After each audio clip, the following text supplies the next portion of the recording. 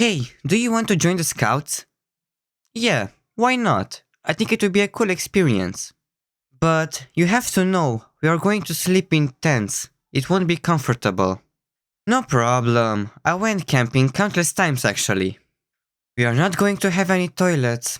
You will have to go into the woods if nature is calling.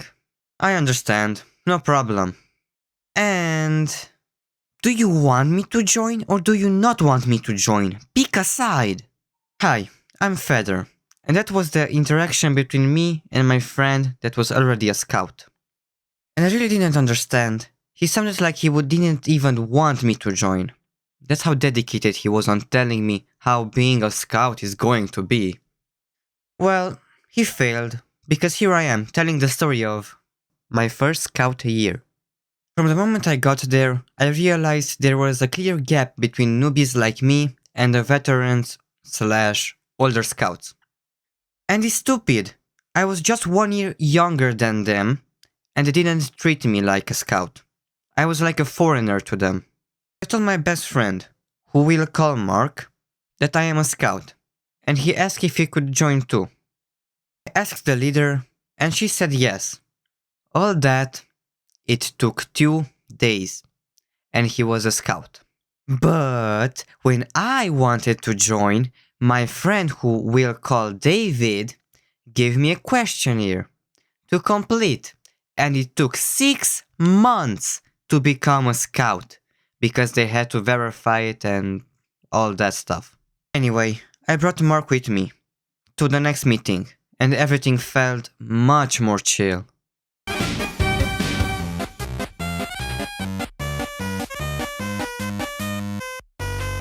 Because it was December, our first trip was at a cabin. There were 2, one for boys and one for girls. There were 7 boys and 5 girls, so logically speaking, the girls got the bigger cabin. We had to share a bed with someone, and I was lucky because Mark was there with me. In the cabin, we were 5 new scouts and 2 older scouts. And they loved bossing us around because they were older than us, even if with just 1 year. Now these older scouts didn't even know how to turn on a stove that works with a gas cylinder. They didn't know how to change the TV to HDMI, and were lazy too, not washing their dishes. And because we were younger, they didn't let us turn on the stove. A leader had to come and turn the stove on.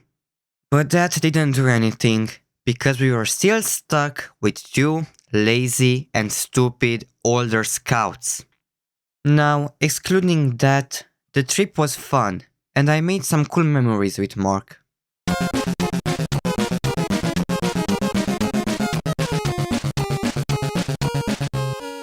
The second trip was in May, so because of this, we slept in tents. In this trip, Mark couldn't come, but David did, so I still got one of my best friends along for the ride.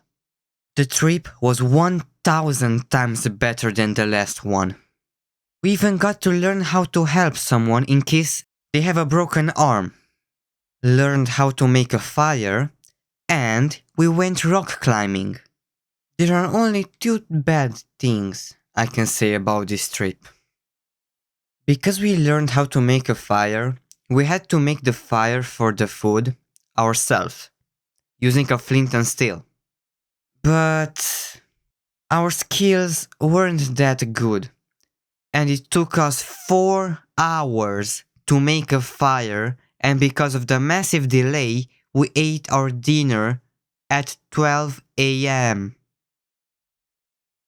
And the second thing happened in the same night. All the scouts were in their tents, and because our camp was on a wavy-like hill, the boys' tents were at the bottom, the girls in the middle, and the leaders on the very top. And right before I could get some shut-eye, I started hearing clapping sounds above me. The girls just wanted to keep us awake. What did you thought I was going to say? Get your mind out of the gutter. After this trip, I even got a new friend, so all was good. Why do I hear bass music?